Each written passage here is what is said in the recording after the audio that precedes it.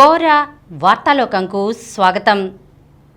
ఈనాటి ముఖ్యాంశాలు: లక్ష్యాలకు తగ్గట్టు శాఖలు, అన్నా క్యాంటీన్ల పునరుద్ధరణకు 100 రోజుల ప్రణాళిక, కృష్ణా జిల్లాలో ఘోర రోడ్డు ప్రమాదం, సాంకేతికతలపై గుత్తాధిపత్యం వద్దు, G7 అనుబంధ సదస్సులో ప్రధాని మోదీ ఉద్ఘాటన, దీర్ఘకాల నొప్పికి కొత్త చికిత్సా విధానం, పెరుగుతున్న రోజు నిడివి, పుతిన్ నోట సంధి మాట, కువైట్ అగ్ని ప్రమాదం, భారత్కు చేరిన 45 మృతదేహాలు, విజయవాడ నుంచి ముంబైకి విమాన సర్వీసు, రెండో రోజు సచివాలయంలో సీఎం చంద్రబాబు, కన్నప్ప భక్తి చిత్రం కాదు, ఓ చరిత్ర, జుట్టు రాలడం, బరువు తగ్గడం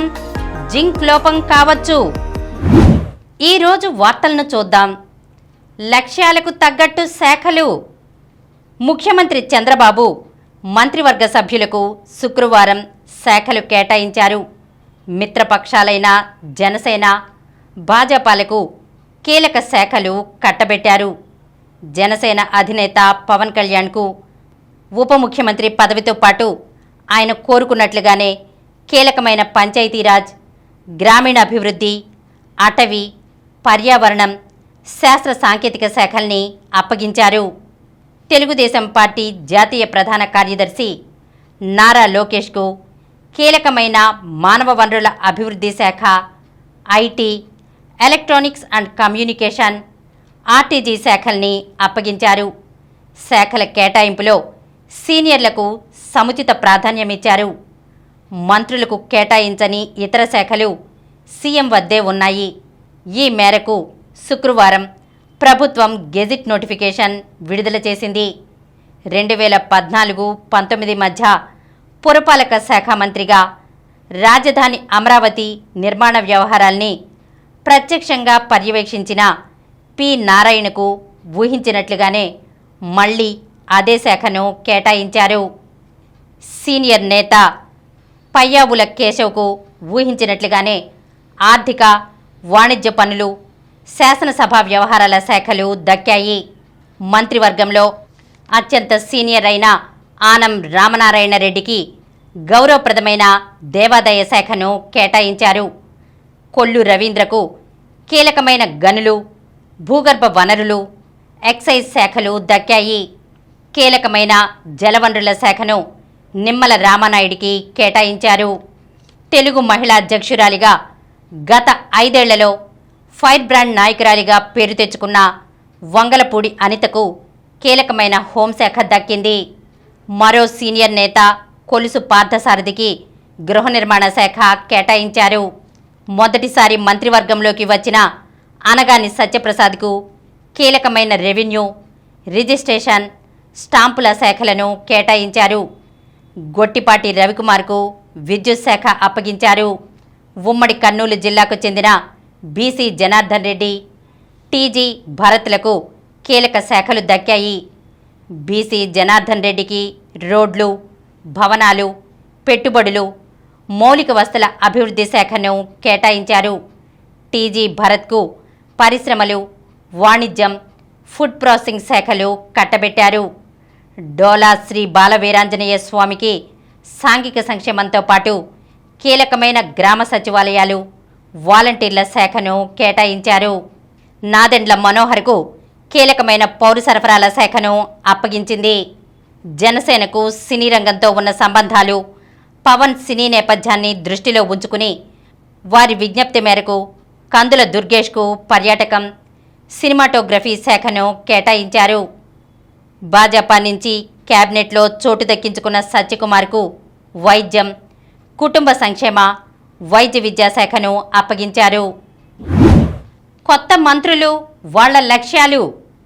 ఆంధ్రప్రదేశ్ను సంపన్న రాష్ట్రంగా చేద్దామన్న సీఎం చంద్రబాబు ట్వీట్కు మీతో కలిసి కృషి చేయడానికి నిరీక్షిస్తున్నామని డిప్యూటీ సీఎం పవన్ కళ్యాణ్ స్పందించారు. ఐటీ కంపెనీలను తీసుకొచ్చి ఉపాధి కల్పిస్తామని, విద్యా వ్యవస్థలో సమూల మార్పులు తెస్తామని ఐటీ శాఖ మంత్రి నారా లోకేష్ పేర్కొన్నారు. రైతన్నకు అండగా ఉంటామని వ్యవసాయ శాఖ మంత్రి అచ్చెన్నాయుడు పేర్కొన్నారు. గృహ నిర్మాణాల పూర్తికి కృషి చేస్తామని మంత్రి పార్థసారథి వెల్లడించారు. ప్రజా పంపిణీ వ్యవస్థను మెరుగుపరుస్తామని పౌర సరఫరాల శాఖ మంత్రి నాదెండ్ల మనోహర్ తెలిపారు. దేశ విదేశాల నుంచి పెట్టుబడులు ఆహ్వానిస్తామని మంత్రి కొండపల్లి శ్రీనివాస్ పేర్కొన్నారు. అన్నా క్యాంటీన్ల పునరుద్ధరణకు 100 రోజుల ప్రణాళిక. అన్నా క్యాంటీన్ల పునరుద్ధరణకు 100 రోజుల కార్యాచరణ ప్రణాళిక సిద్ధమైంది. శనివారం నుంచి ఈ ప్రక్రియ మొదలవుతుంది. సెప్టెంబర్ 21లోగా 203 క్యాంటీన్లు ప్రారంభించనున్నారు. వీటి పునరుద్ధరణ దస్త్రంపై ముఖ్యమంత్రి చంద్రబాబు గురువారం సంతకం పెట్టడంతో అధికారులు తదుపరి చర్యలు చేపట్టారు. పుర, నగరపాలక సంస్థల కమిషనర్లతో పాటు ప్రజారోగ్యం, పట్టణ ప్రణాళిక విభాగం అధికారులను ఇందులో భాగస్వాముల్ని చేశారు. 2019లో ప్రారంభించిన క్యాంటీన్ల ప్రస్తుత పరిస్థితిని పరిశీలించి వాటిని వినియోగంలోకి తెచ్చేందుకు చర్యలు తీసుకోవాలని కమిషనర్లను ప్రభుత్వం ఆదేశించింది. కృష్ణా జిల్లాలో ఘోర రోడ్డు ప్రమాదం. కృష్ణా జిల్లా పెడన నియోజకవర్గ పరిధిలోని కృత్తివెన్ను సమీపంలో శుక్రవారం వేకువజామున ఘోర రోడ్డు ప్రమాదం చోటు చేసుకుంది. ఈ దుర్ఘటనలో 6 మృతి చెందగా మరో 5 తీవ్ర గాయాలయ్యాయి. 216 జాతీయ రహదారిపై సీతనపల్లి గ్రామ సమీపంలోని పెట్రోల్ బంకు వద్ద తెల్లవారుజామున 5 గంటల సమయంలో చేపల పట్టుబడికి వెళ్తున్న కూలీలతో ఉన్న మినీ వ్యాన్ ఎదురుగా రొయ్యల ఫీడ్తో వస్తున్న కంటైనర్ను ఢీకొట్టడంతో పెను ప్రమాదం సంభవించింది. 2 వాహనాల డ్రైవర్లతో పాటు మరో 3 సంఘటనా స్థలంలోనే చనిపోయారు. ఆసుపత్రికి తరలిస్తుండగా మరో వ్యక్తి మృతి చెందారు. వాహనాల క్యాబిన్లలో చిక్కుకుపోయిన మృతదేహాలను, క్షతగాత్రులను స్థానికులు అతి కష్టం మీద బయటకు తీశారు. క్షతగాత్రులను మచిలీపట్నం సర్వజనాసుపత్రికి తరలించారు. జిల్లా ఎస్పీ నయీం అస్మీ సంఘటనా స్థలాన్ని సందర్శించి ప్రమాద ఘటనపై ఆరా తీశారు. సాంకేతికతలపై గుత్తాధిపత్యం వద్దు, ప్రధాని మోదీ ఉద్ఘాటన. సాంకేతిక రంగంలో గుత్తాధిపత్యానికి తెరదించాలంటూ అంతర్జాతీయ సమాజానికి ప్రధాని మోదీ పిలుపునిచ్చారు. ఆధునిక సాంకేతికతలు అందరికీ అందుబాటులోకి వచ్చేలా చూడాలని, అప్పుడే సమ్మిళిత సమాజానికి పునాదులు పడడంతో పాటు అసమానతల నిర్మూలన సాధ్యమవుతుందని ఉద్ఘాటించారు. G7 శిఖరాగ్ర సదస్సుకు అనుబంధంగా శుక్రవారం ఇటలీలో అపులియా ప్రాంతంలోని బోర్గో ఇగ్నాజియా రిసార్ట్లో నిర్వహించిన కీలక సమావేశంలో మోదీ ప్రసంగించారు. కృత్రిమ మేధను పారదర్శకంగా, సుభద్రంగా మార్చడంతో పాటు అందరికీ అందుబాటులో తెచ్చేలా అన్ని దేశాలతో కలిసి భారత్ పనిచేస్తుందని హామీ ఇచ్చారు. దీర్ఘకాల నొప్పికి కొత్త చికిత్సా విధానం. పెద్దలను దీర్ఘకాలంగా పీడించే నొప్పిని తగ్గించడానికి సరికొత్త మానసిక చికిత్సా విధానం రూపొందింది. 2000 సంవత్సరం నుంచి ప్రయోగ దశలో ఉన్న ఈ విధానాన్ని భావోద్వేగ స్పృహ అభివ్యక్తి చికిత్సగా వ్యవహరిస్తున్నారు. తీవ్ర అలసటను, శరీరమంతటా కండరాల నొప్పిని కలిగించే వైబ్రోమయాల్జియా వ్యాధితో పాటు కీళ్ల నొప్పుల వల్ల పెద్ద వయసు వారు దీర్ఘకాల నొప్పికి లోనవుతారు. తీవ్ర మనోవిఘాతానికి లోనైన వారికి ఇలాంటి సమస్య ఎదురవుతుంది. వారి ఆలోచనలను, నడతను, వైఖరులను మార్చడం ద్వారా నొప్పిని తగ్గించడానికి కాగ్నిటివ్ బిహేవియరల్ థెరపీని వినియోగిస్తారు. అమెరికాలోని కాలిఫోర్నియా విశ్వవిద్యాలయ పరిశోధకులు 60 నుంచి 95 ఏళ్ల వయసులోని 120 మంది మహిళలు, పురుషుల దీర్ఘకాల రుగ్మతను తగ్గించడానికి ఈఏఈటీ, సిబిటి చికిత్సా పద్ధతులను ప్రయోగాత్మకంగా వినియోగించారు. వీరిలో ఈఏఈటీ చికిత్సను పొందిన వయోధికులలో 63% మందికి 30% నొప్పి తగ్గగా, సిబిటి చికిత్స వల్ల 17% మందికే ఉపశమనం లభించింది. ఈఏఈటీ చికిత్స వల్ల ఆదుర్ద, మానసిక కుంగుబాటు కూడా తగ్గాయి. పెరుగుతున్న రోజు నిడివి, భూగోళ కేంద్ర భాగ భ్రమణ వేగం తగ్గుతోందని అమెరికాలోని దక్షిణ కాలిఫోర్నియా విశ్వవిద్యాలయ పరిశోధకులు స్పష్టం చేశారు. దీనివల్ల భూమిపై రోజు నిడివి కొన్ని లీప్ సెకండ్ల మేరకు పెరుగుతూ వస్తోందని తెలిపారు. భూమి ఎల్లవేళలా ఒకే వేగంతో భ్రమణం సాగించదు. కాబట్టి 1972 నుంచి రోజు నిడివికి ప్రతి కొన్ని సంవత్సరాలకు ఒక లీప్ సెకండ్ చొప్పున కలుపుతూ వస్తున్నారు. భూగోళం కొన్ని పొరలతో నిర్మితమైంది. వాటిలో క్రస్ట్ అనేది భూమి పైపొర, దాని కింద మ్యాంటిల్ ఉంటుంది. మ్యాంటిల్ కింద కోర్ ఉంటుంది. దీన్ని బాహ్య కోర్, లోపలి కోరుగా విభజించారు. బాహ్య కోర్ ఉత్పన్నం చేసే అయస్కాంత క్షేత్రం, మ్యాంటిల్లోని గురుత్వాకర్షణ శక్తి కలగలిసి లోపలి కోర్ భ్రమణ వేగాన్ని ప్రభావితం చేస్తాయి. అప్పుడు మ్యాంటిల్తో పోలిస్తే లోపలి కోర్ నెమ్మదిగా భ్రమిస్తోందని శాస్త్రజ్ఞులు కనుగొన్నారు. పైగా అది అపసవ్య దిశలో భ్రమిస్తోంది. లోపలి కోర్ భ్రమణ వేగం తగ్గగా భూమి ఉపరితలం వేగంగా తిరుగుతోంది. ఫలితంగా రోజు నిడివికి ఇదివరకటి కన్నా తక్కువ లీప్ సెకండ్లను కలపాల్సి వస్తోంది. ఇప్పటికే వాతావరణ మార్పుల వల్ల గ్రీన్లాండ్, అంటార్కిటికాలలో మంచు వేగంగా కరిగిపోతూ భూభ్రమణ వేగాన్ని తగ్గిస్తోంది. దానివల్ల కూడా రోజు నిడివి పెరుగుతోంది. పుతిన్ నోట సంధి మాట, ఉక్రెయిన్తో సంధికి సిద్ధమేనంటూ రష్యా అధ్యక్షుడు పుతిన్ శుక్రవారం కీలక ప్రకటన చేశారు.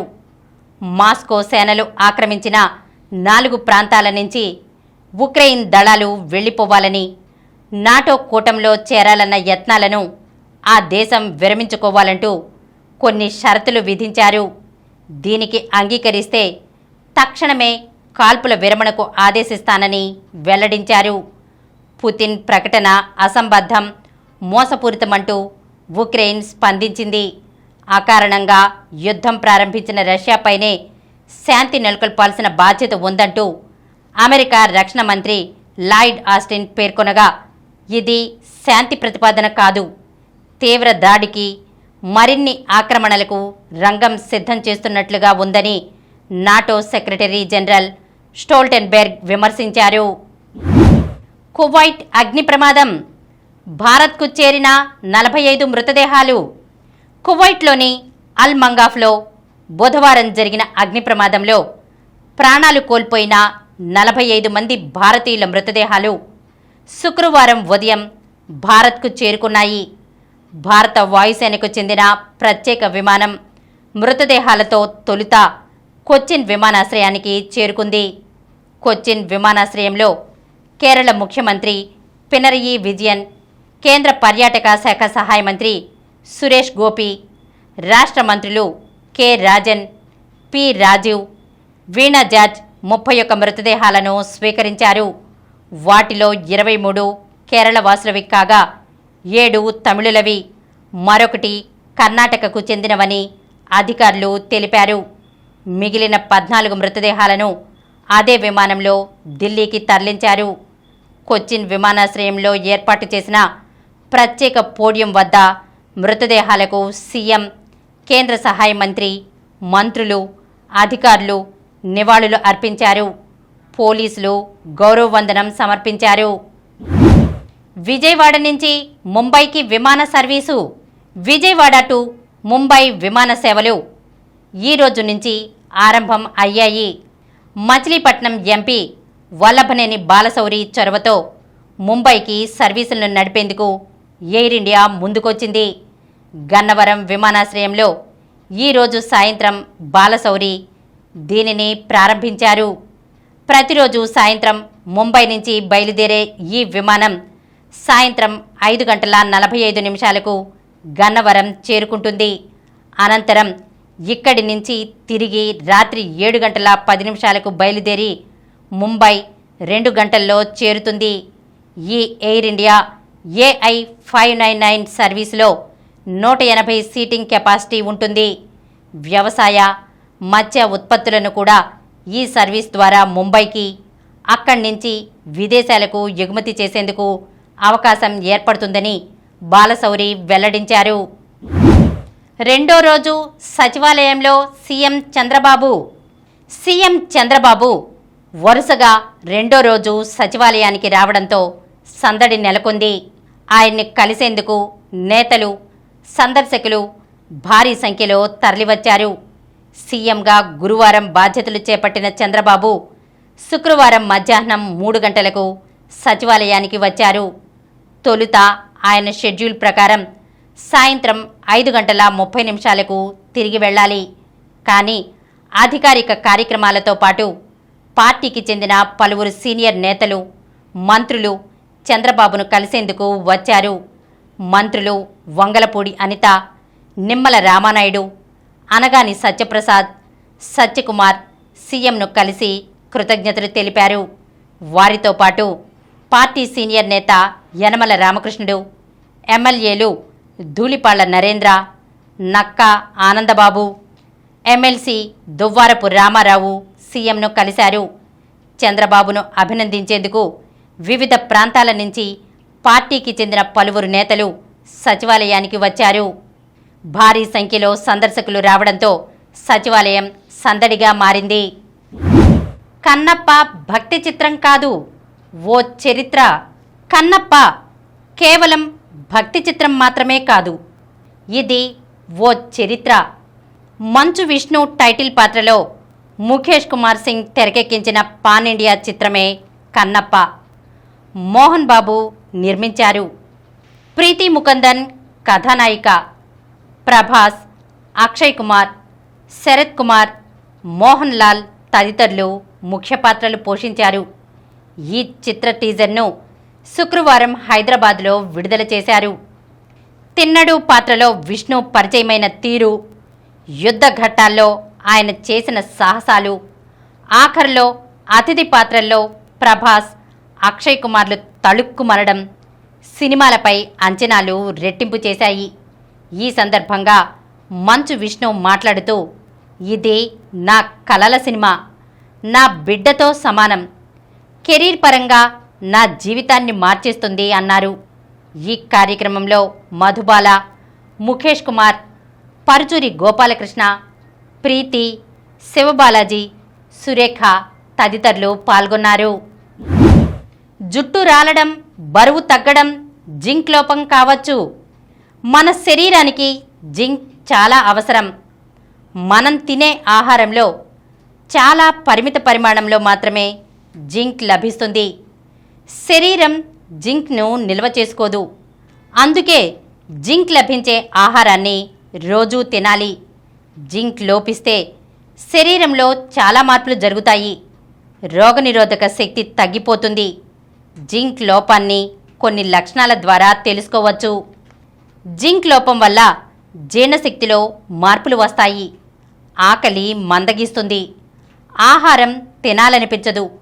ఫలితంగా బరువు తగ్గిపోతారు.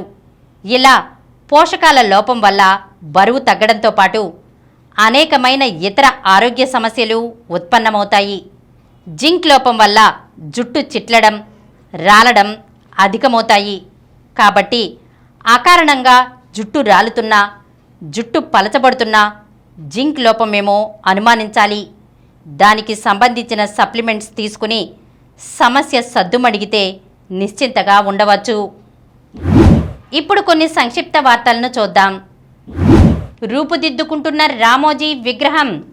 రామోజీ గ్రూపు సంస్థల అధినేత రామోజీరావు 7.5 అడుగుల విగ్రహాన్ని డాక్టర్ బిఆర్ అంబేద్కర్ కోనసీమ జిల్లా కొత్తపేటలో రాజ్కుమార్ పొడయార్ రూపొందిస్తున్నారు. నేడు కెనడాతో భారత్ చివరి లీగ్ మ్యాచ్. జోరు మీదున్న టీమిండియా. మ్యాచ్కు భారీ వర్షం ముప్పు. అమెరికా ముందుకు, పాక్ ఇంటికి.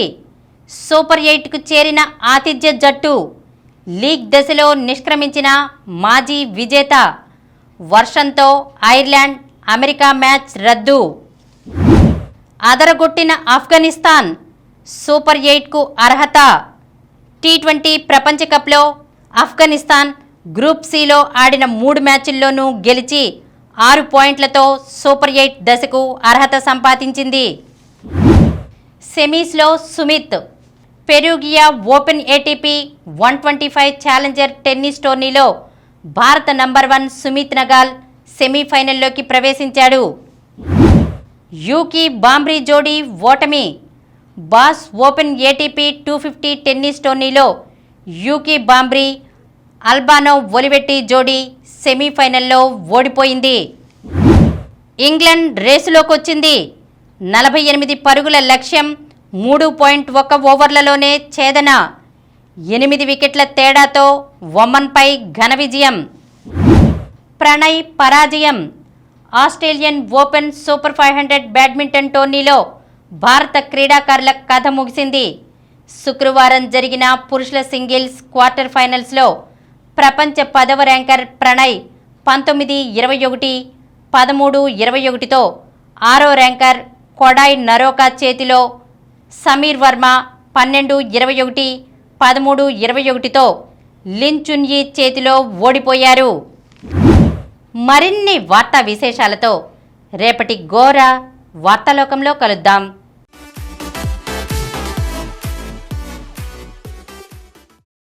ప్రతిరోజు వార్తా విశేషాల కోసం అనతి కాలంలోనే 20 కోట్ల వ్యూస్ సాధించిన డాక్టర్ సమరం మల్టీ ఛానల్ నెట్వర్క్ సమర్పించు గోరా వార్తాలోకంకు సబ్స్క్రైబ్ చేయండి, లైక్ చేయండి, మీ ఫ్రెండ్స్కి షేర్ చేయండి. అలాగే ప్రక్కనున్న గంట సింబల్ని ప్రెస్ చేయడం మర్చిపోకండి. Please download Samaram Channels app from Google Play Store and watch your favorite channels. Click the bell icon and subscribe to the channels.